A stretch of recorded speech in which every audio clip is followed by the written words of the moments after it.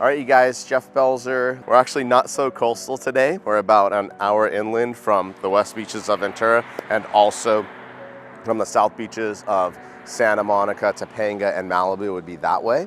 And we're just inland. We're in the Canoga area, Northridge, Van Nuys, actually in Winnetka, so just on the south end of Northridge. And we're flipping a house because the market got so thin that there's not as many real estate deals to do, and there's not as many homes to flip in Ventura County. So we found a good deal on this one. Anytime you're doing a flip, the thing is speed and price. You want to get the deal at a good price, and you want to make sure that you get your materials and labor at a good enough price. So one of the things I've learned to do is sometimes don't just jump out of the gate and go for it and sign up with the first contractor that you interview.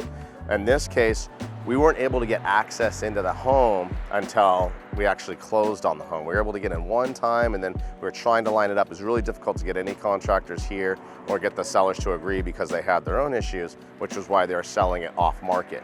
So we just take that with a grain of salt and realize, okay, we're getting a discount on the property, it's distressed, we can improve the property and then sell it later for a profit.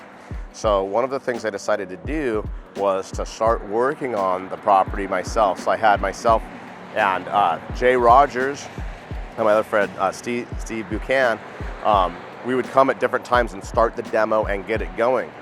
As I did this was a strategy so that when I was interviewing contractors, if someone was, having themselves represented as a handyman, but really they were a contractor and they wanted to pay, basically I would pay them and then they would pay someone else to do the work. Well, in this business, you could be paying 2 or 3 people to do one job, and that's when things get expensive. It's great level of service. It's the highest level of service because you have people taking accountability for someone else's work, and then you don't have to do it yourself. So that's great, but that all comes at a cost. On this deal, it was too tight for that. So what I wanted to do was I wanted to show them we're getting the work done anyway. Who is the person or individual that's going to give us the best price? So one of the best prices we got was a guy who was going to do it, but it was going to be him and another guy. They would maybe pitch 6 weeks, but chances are it would take 6 months to finish. So not fast enough.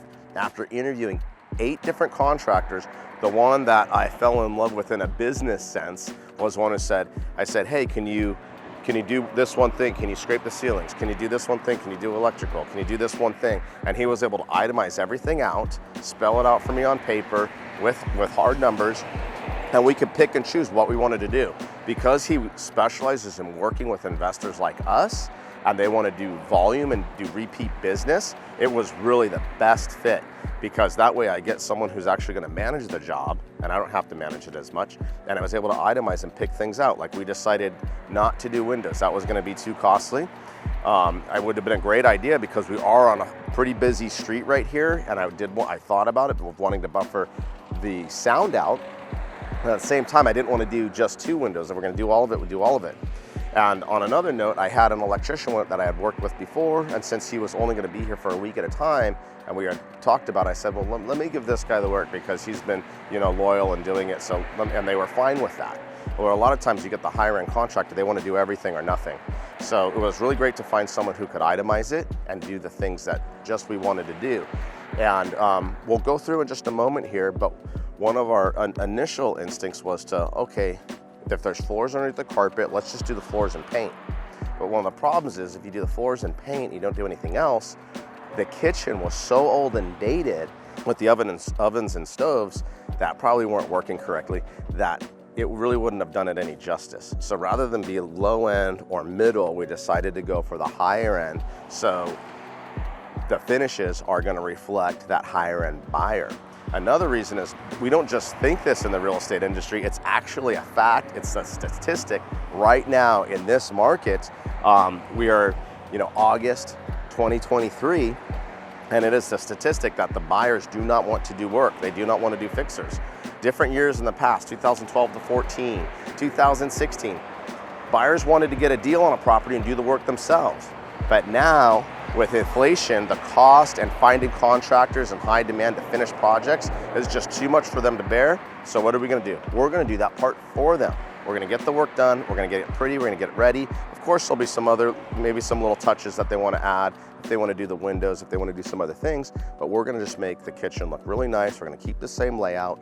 Not knocking down any walls. It was definitely something we thought about. We're gonna keep the same layout and just make it look really cute. It's a really great spacious home. It's got a nice glass window that opens up to a deck outside with a nice foliage of trees that really blocks out the sound and gives some privacy, with a nice detached garage. So let's go in and check out the current condition.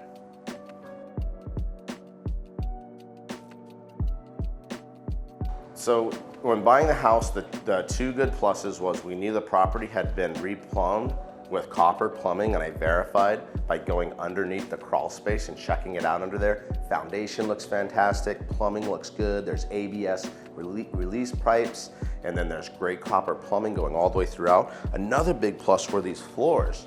So we were able to pull up a carpet, all the tack strips, and we just started doing it ourselves so that the contractors would know, yeah, we mean business. We're going forward with this. Do you want this job or not? Which really gave us some negotiating power.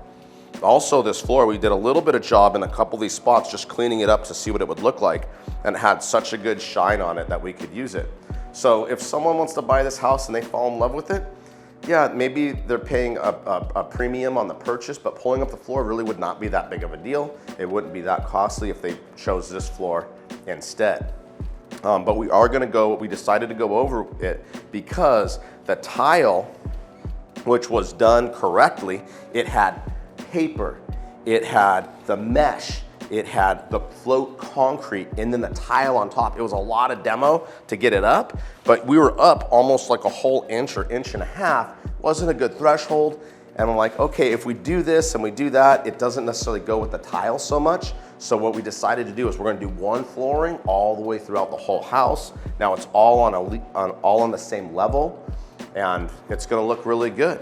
Another thing we're gonna do, I said we weren't gonna move any walls, but since this isn't a wall technically, we're gonna be able to cut this out, go into the drywall right here, and then that would be one area where you wouldn't have this wood, so it's easier to do the flooring on top. So that's why we decided to do that. In addition, we're gonna get the kitchen with some nice white cabinets. We're gonna do a dark countertop to create some contrast, and then the faucets and the hardware is gonna be of gold. Really kind of a growing in popularity right now, but not too popular to be dated, but enough to be different than the rest of the flips that we're seeing in this neighborhood. When it comes to looking at the flips in the other neighborhoods, we noticed one thing. They're doing a lot of grays and a lot of things that were really popular for Lowe's remodels that we would see maybe 5-6 years ago. So while they're pretty modern with their floating sinks and stuff, they're kind of dark, they're kind of gloomy. I kind of call it like the gray cloud. Ours is gonna be white, light, bright, and it's gonna have a really different feel than the rest of the stuff that's going on, as well as we're gonna do staging by Noetic, which is really gonna give this place some pop and appeal. So if you guys check this out at face value, this looks horrendous. You've got termites eating up, you've got wood rot. It just looks like, oh my gosh, what happened? Well, there's a story. They used to have an awning here. That's why these hooks are here. And when they ripped it out, it left it exposed. When the wood gets wet and you have chipping paint, it's really easy for termites to get in there. But the good news is termites tend to stay in the beam that they're in. So about 3 slats back or shiplap back, sistering this wood, went into the attic. Everything looks great up there. It's really just focal and central to just this spot. It's not that big of a repair, about $750 to $900. But to a first-time home buyer, it looks like it's gonna be tens of thousands of dollars. And the roof. We are going to re-roof, but we're only gonna spend around $10,000 to $11,000, but it's gonna be a brand new roof and it's gonna make the buyer really happy. Another thing we did that was huge, you can't see now, we'll do some before pictures, but we had the tree service come in and they cleared out an entire shrub over here. We're still gonna do some more trimming back, but in the front yard, and then where there's some roof, whenever you have branches going over a roof, we did some fresh cuts right there. So the tree's still in good shape, it probably offers some. I don't really like to move trees when they're right there next to a foundation. I'm like, the tree and the home have developed a relationship, and let's not mess with that. But we don't want the branches going over the roof and with all of the fruits and whatnot and flowers and acorns or whatever they have dropping on the roof, kind of ruining the roof. Or a lot of times it'll just pull up with a bunch of water during the rain, it'll come down a lot heavier. So we don't like to have branches over the roof. So we're gonna, fix that issue and get right into it. Landscaping, we're gonna put a couple dollars into landscaping just to kind of freshen it up. Definitely do a fresh line of plants. It looks pretty glam right now, but the before and after photos that we have of all the shrubs and the trees, it's really gonna make it look different. And what I really enjoy about doing a corner home is that whenever someone's gonna turn down into Oso, is that they're gonna see a really beautiful home, and it's really gonna help the whole neighborhood out by making this home look spectacular. So sometimes when you have a home and you had a collector in the house, don't say hoarder, collector, you have a lot of things to throw away. In this case, the family did a really good job of kind of picking out what they want, doing estate sales, and most personal items were gone. There wasn't really so much of that, but we were able to get the carpets, the rugs, we were able to pound up the tile concrete and get rid of a lot of other things that were here. The roofers, they got rid of the water lines that are along the roof's edge. So right now we actually have 3 things going on. Now that the ceilings are scraped and safe, and now that most of the demo is done, we've got guys prepping for paint, and then we have the electrician that's going to put in the new canned lights and change out some of the flush mounts. But then we're also gonna get some prep done so that we can get some pre-paint going on while they're doing the roof so that it looks better. So we actually have roof, electrician, and contractors going at the same time. That's one thing I like about hiring different trades, because when you get the one person to do the job, they might have the same 3 people doing the job, although bring everyone in and out in phases, which is good to a degree. But if you can get 3 different crews and have 9 people working away, you're just gonna go that much faster. And as we learn, that's the way we're trying to do this, is to get back on the market quickly so that we can do it again. All right, you guys, there were some really cute details, but man, that was messy. We're really excited to make this house going from this to looking something more like this. Be sure to look for the next video when we have the finished product out and done.